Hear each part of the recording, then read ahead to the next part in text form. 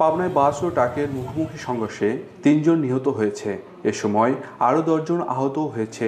শুক্রবার ভোর ৫:৩০টার দিকে পাবনা ঢাকা মহাসড়কের পূর্ব বনগ্রাম এলাকায় এই ঘটনা ঘটে।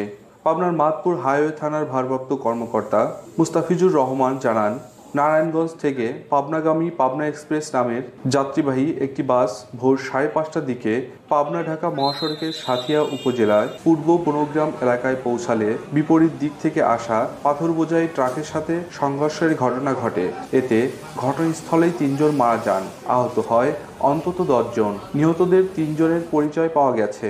তারা হলেন পাবনার সুজানগর উপজেলার শান্তিপুর এলাকায় মৃত হাশেম মোল্লার ছেলে আবেদ আলী, আতাইকুলা কারিগর পাড়ার মৃত ইবাদ আলীর ছেলে মনসুর আলী। তবে অপর একজনের পরিচয় এখনো পাওয়া যায়নি। সম্পূর্ণ দোষটা হচ্ছে এই কোচের ড্রাইভারের। কোচের ড্রাইভার ঘুমে গাড়ি চালাচ্ছিল। একজন যাত্রী ছিল এই গাড়ির ভিতরে, তার নাবার কথা চিনাখরা। ওনাকে না নামিয়ে বা ড্রাইভার, কন্ট্রাক্টর, হেল্পার সবাই অলরেডি ঘুমেছিল।